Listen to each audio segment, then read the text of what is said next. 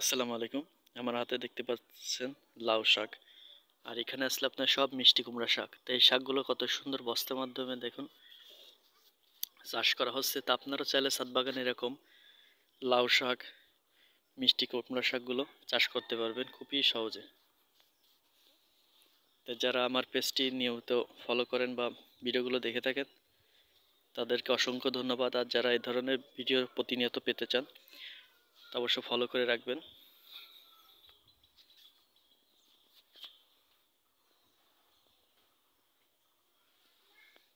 এরকম আপনার সিমেন্টের বস্তায় মাটি ভরাট করবেন, মাটি ভর্তি করে সকল প্রকার শাকগুলো চাষ করতে পারবেন।